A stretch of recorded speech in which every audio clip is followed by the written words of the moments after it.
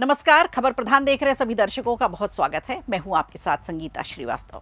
देखिए, देश की राजनीति में एक बार फिर मनरेगा को लेकर बड़ा घमासान छिड़ गया है।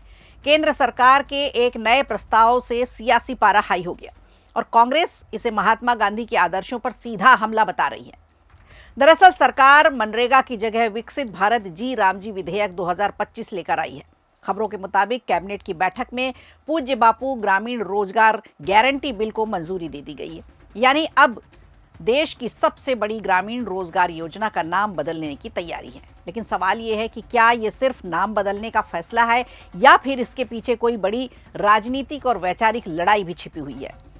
दरअसल कांग्रेस का आरोप है कि ये फैसला महात्मा गांधी की विरासत को कमजोर करने और गरीबों के अधिकारों को खत्म करने की साजिश है और इसी मुद्दे पर अब कांग्रेस ने सड़क पर उतरने का ऐलान कर दिया है। 17 दिसंबर यानी आज के दिन देश भर के सभी जिला मुख्यालयों पर विरोध प्रदर्शन किया जा रहा है और 28 दिसंबर को कांग्रेस स्थापना दिवस पर हर मंडल और गांव के महात्मा गांधी की तस्वीरों के साथ कार्यक्रम होगा। कांग्रेस महासचिव केसी वेणुगोपाल ने साफ कहा है कि मनरेगा को खत्म करने या कमजोर करने की किसी भी कोशिश के खिलाफ कांग्रेस पूरी ताकत से लड़ेगी। साथ ही केसी वेणुगोपाल ने अपने पोस्ट में भी लिखा कि मनरेगा एक ऐतिहासिक कानून है जिसने लोगों को काम का अधिकार दिया। इसने श्रम की गरिमा को बनाए रखा और करोड़ों ग्रामीण परिवारों को आजीविका की सुरक्षा भी दी।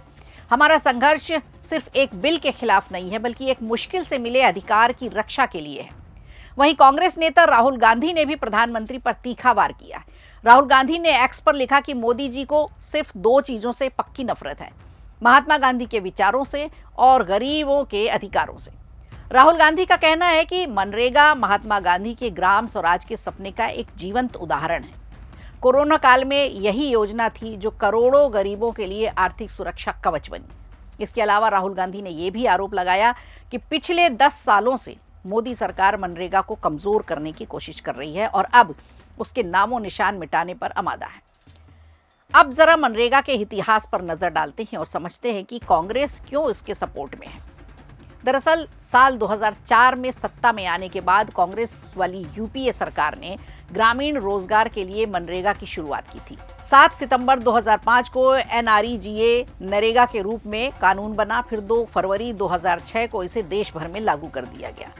अब 2009 में इसका नाम बदलकर महात्मा गांधी राष्ट्रीय ग्रामीण रोजगार योजना अधिनियम यानी मनरेगा बना दिया गया। इस योजना के तहत ग्रामीण इलाकों में हर परिवार को 100 दिनों के रोजगार की गारंटी दी गई। कहा तो यह भी जाता है कि मनरेगा की लोकप्रियता ही यूपीए की 2009 में सत्ता की वापसी की सबसे बड़ी वजह बनी।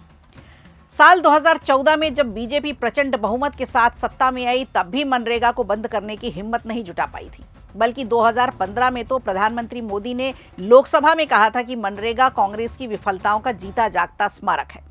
लेकिन साथ ही ये भी जोड़ा कि वो इतनी बड़ी राजनीतिक गलती नहीं करेंगे कि इसे बंद कर दें। आपको बता दें, कोरोना काल में जब लाखों प्रवासी मजदूर गांव लौटे थे तब एक बार फिर मनरेगा उनके लिए संजीवनी साबित हुई और अब नाम बदलने के फैसले ने एक नई सियासी लड़ाई छेड़ दी है।